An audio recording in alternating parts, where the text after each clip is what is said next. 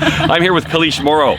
She is the what of the Libertarian Party? Oh, I am chair of Kings County Libertarian Party, and I'm an at-large rep on our state executive committee. Executive committee. Mm-hmm. Well, I'm a candidate for Assembly 32nd District, which is here in Kern County, and I am diving in head first, and so are you in the city council race for Hanford. That's true. Good. Yes. I'm running for District B. That would be Sue Sorensen's seat right now. Good, good. Well, I want to thank you for coming over here and sitting down with me in front of the beautiful Civic Auditorium and the Veterans Memorial Building here in Hanford. I'm glad the water's not running. You wouldn't be able to hear us right now. And it's winter time, I guess. Yes. But hey, this is the time we have to sit down with our Tailgate Talks for my candidacy, and me meeting community leaders, me meeting with farmers, me meeting with business owners, and you've been a business owner in town here, and my wife loved your soap shop, by the way. Thank you. It was so fun, and we used that stuff for a long, long time. It was a lot of fun. Yeah, it was good times. Yeah, While it yeah. lasted. You know, it's great to see those kinds of things, but sometimes this community just isn't big enough or diverse enough to actually to have enough people. Percentage-wise, does that make sense? Right. Well, and it's it's also California regulations and all that stuff as well. Yeah. Exactly. Yes. We saw the rising costs. As a business owner, you're 125% in, or nothing happens. And when you're dealing with California regulations that are then stomping on the small businesses, yep, you're just hanging in there by the skin of your teeth. But in the smaller scale, right, we have a big problem here in the city of Hanford, something that is a Sacramento-caused problem, but it's also a Hanford-caused problem because they're refusing to work with small businesses. A big business, the big ones, the billion-dollar corporations. We have a brand new Costco in town. We have all these big companies moving around town. We got a brand new furniture store, big one in the mall, and if you've got this city will bend over backwards for you.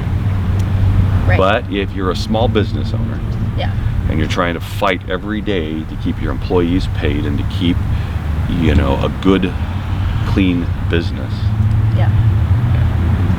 good luck with the city.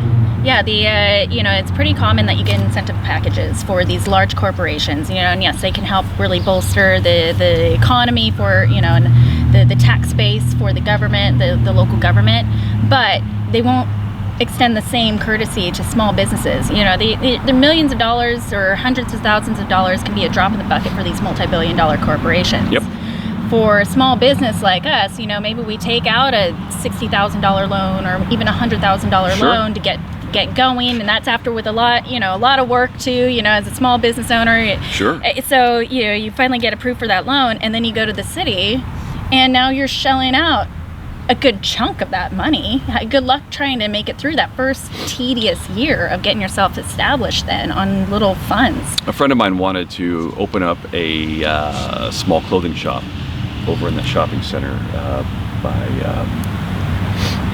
where the old Costco was, where Hobby Lobby is, those empty lots beyond that. Right. It was an existing building. All they had to do was put a sign on it and open it up for business, and he had $13,000 in city fees for him to open a business in an existing, non-construction building in this town. Right. And he didn't have $13,000 worth of inventory. Right. So how is a small business supposed to survive in this climate? Right. How is somebody like myself, who owns property on the freeway in an industrial zone, that gets changed to a different zone, which is mixed use commercial, mixed use corridor, and now I've been denied 3 escrows and 6 deals because this office right behind this camera here is so picky about what can go where in this town that it discourages every one of my buyers to cancel escrows. Right. We've had a rock and sand company want to come in here. I've had a landscaping company now inquire about the property, about putting landscaping supplies there. It's right on the freeway. It's next to a garlic plant, a mini storage, and a semi-truck repair facility. It's a perfect spot.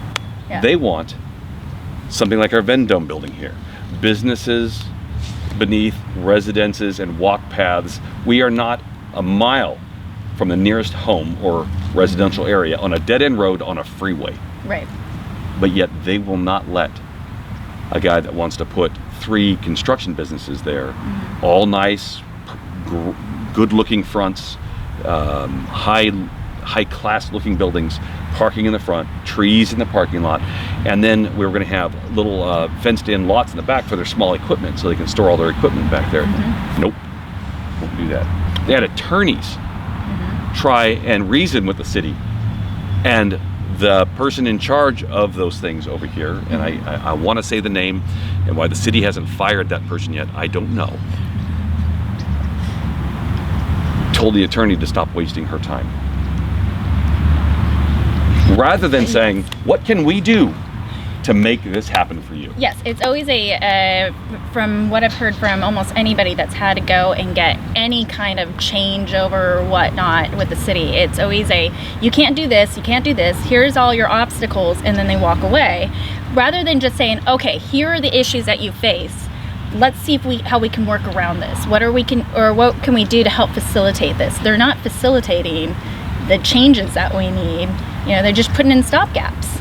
Yeah, and you would think that the government would be tasked in helping its local people thrive. Right.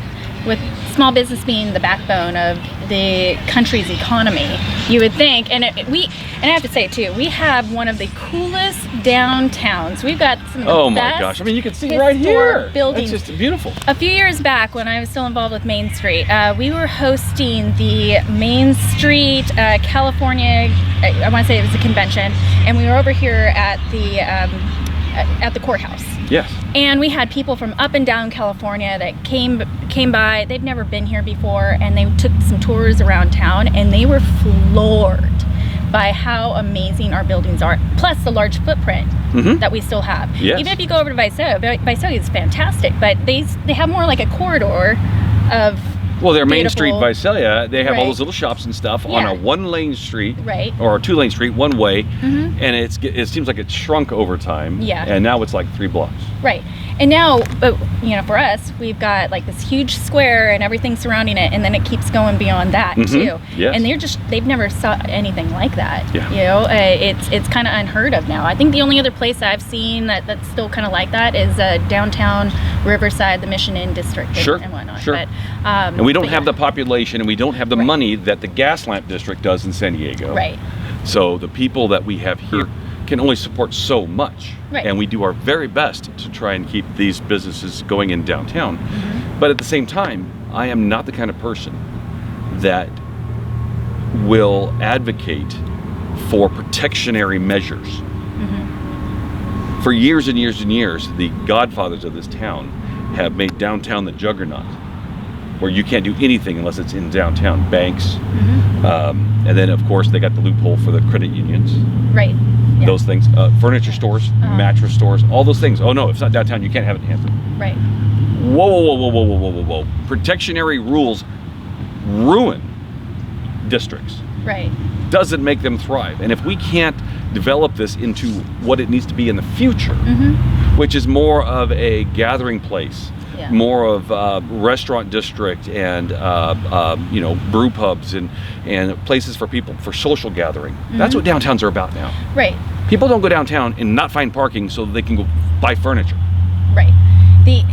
So I know that about the history of the town was we used to do green belting, which would mean that you can't expand beyond a certain amount of a certain area until there's been infill. And everybody's been like, Visalia came over and thought that Hanford was amazing. They wanted to see what we were doing, and they took that and ran with it. Now they're thriving. Well, they green belt as well. Mm-hmm. It's all, it stays central, and then they won't expand until everything's back and filled. Yes. But what we've done is we released that, and then we put in the protective zoning. Yep. It kind of to help offset the big boxes coming in and whatnot.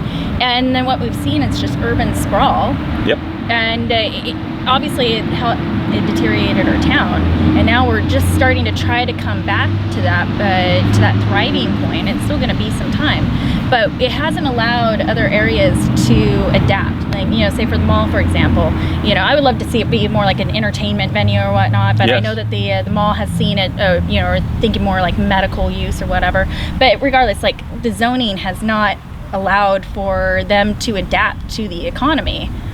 And then on top of that, we have our historic buildings that get in, because of their not being ADA compliant and all that stuff, then prevents other businesses from opening up in downtown and other buildings. So there's no incentive for the building owners down here to get some relief from the fees and the taxes if they want to improve their buildings, to improve those second floors that are deteriorating and those kinds of things. There is a time where, and one of my friends says, we need to have a no impact fee month where you can file for all the things you need to do to make your properties better. And the city will see a flood of improvements coming into this town. Absolutely, a moratorium on fees. And I've heard some things about, if you waive impact fees, then that creates like actually a partnership between the building and the city, and then they have to pay prevailing wages. And but so okay, let's take that off the table. But there are so many other fees that are attached that we could put a moratorium on. Put an 18-month moratorium, and we will see this downtown blow up. It would be wonderful, wouldn't it? There's a lot of things, and it looks like that if you were the one that was back in this office over here, would be fighting for the small business owner. 100%. And fighting to get some of these arbitrary and archaic rules thrown out, so that we can see that improvement and those infills that we need in town.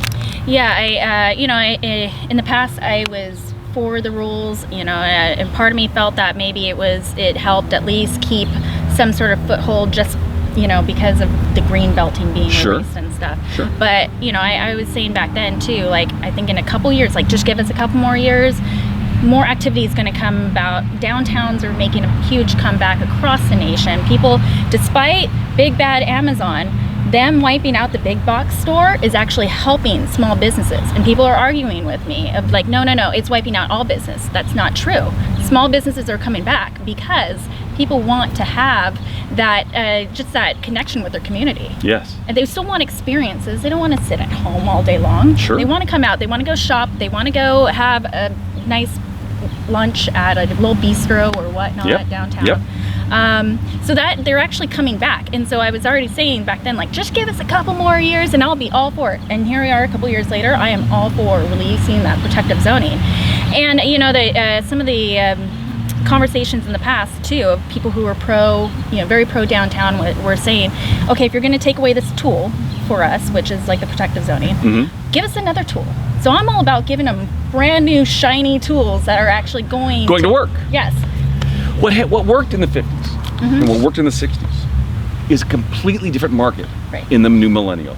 In the new millennium, it's a totally different world out there. The way we interact with people, the way we shop, the way we do everything is totally different. Now it's time to come in and make this the downtown of the future. Yes. And I think that we've got the diamond in the rough here. With businesses closing, to the north of us, to the south of us, Hanford is still maintained an affordable, living space for the most part, especially compared to, we're talking apples and oranges from Hanford to Sacramento, San Francisco. We could definitely be that mecca, that small town that's just thriving, and once again get that Helen Putnam Award. that I think it was 1986 that we won. We beat Santa Ana. Oh wow! And gaining that. So like we were just this great thriving community, and I think that we can get back to that. We have these great assets. We have the not as much cost prohibition as elsewhere, but those regulations still are just killing us. Well, this is segment one of a few we're going to be doing today, and that is local government and how the city of Hanford, at least, could do so much better in releasing the chains and making this city thrive. Yeah, thank you so much. Kalish, thank you for coming on, and watch for our next video coming out. It's going to be about more of what California can do to make this state better also. Thanks for watching. Thank you.